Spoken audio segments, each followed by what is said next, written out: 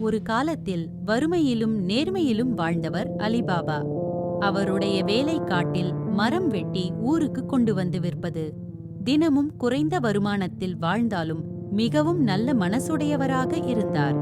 ஒரு நாள் அலிபாபா மரம் வெட்டி கொண்டிருந்த போது திடீரென குதிரைகள் ஓடும் சத்தம் கேட்டு பயந்தான். அவன் அருகில் ஒரு பெரிய பாறையின் பின்னால் மறைந்தான். சில நிமிடங்களில் 40 கொள்ளையர்கள் அங்கு வந்து அந்த பாறையின் முன் நின்றனர். அவர்களின் தலைவன் கைகளை உயர்த்தி ஓபன் செசமி என்றதும் மந்திரம் போல பாறை திறந்து ஒரு குகை உருவானது. கொள்ளையர்கள் உள்ளே சென்று தங்கள் பொக்கிஷங்களை வைத்துவிட்டு அங்கிருந்து சென்றுவிட்டனர்.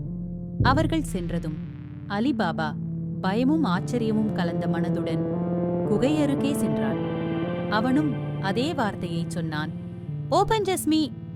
குகை திறந்தது. அவள் உள்ளே சென்று பார்த்தான். அங்கே தங்க நாணயங்கள், வைரங்கள், ரத்தினங்கள், மின்னும் மின்னும் பொக்கிஷங்கள். ஆனால் அலிபாபாவுக்கு பேராசை இல்லை.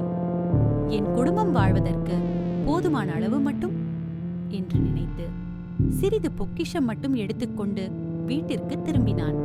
அலிபாபாவின் சகோதரர் காச்சின் மிகவும் பேராசைப்பட்டவன்.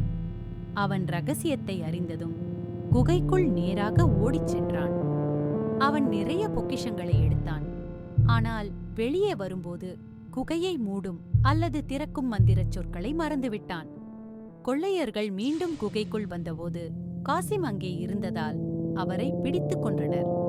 காசிம் இல்லாததை அறிந்து அலிபாபா மிகுந்த கவலையில் ஆழ்ந்தான். ஆனால் அவனின் வீட்டில் இருந்த மோர்ஜியானா என்ற புத்திசாலியான சேவகி அனைத்தையும் உணர்ந்தாள். அவள் கொள்ளையர்கள் அலிபாபாவை தேடி வருவதை கவனித்து அவர்களை ஒரு குடியிலேயே தோற்கடிக்க திட்டமிட்டாள். கொள்ளையர்கள் பெரும் குடங்களுக்குள் மறைந்து இரவில் வீட்டை தாக்க திட்டம் போட்டிருந்தனர். அதை மோர்ஜியானா கண்டுபிடித்து ஒவ்வொரு குடத்திலும் கோதிக்கும் எண்ணெய் ஊற்றி கொள்ளையர்களை அழித்தாள்.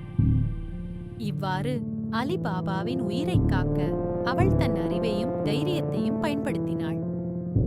கொள்ளையர்கள் தோற்கடிக்கப்பட்டனர். அலிபாபா தனது குடும்பத்துடன் அமைதியாகவும் செழிப்பாகவும் வாழ்ந்தான். மோர்ஜியானாவின் வீரத்தனத்திற்கும் புத்திசாலித்தனத்திற்கும் பெரும் பாராட்டு கிடைத்தது. சில கதைகள் கூறுவது போல் பின்னர் அவளை அலிபாபாவின் மகனுடன் திருமணம் செய்து வைத்து கண்ணியப்படுத்தினார். பேராசை அனர்த்தத்தை வரவழைக்கும்.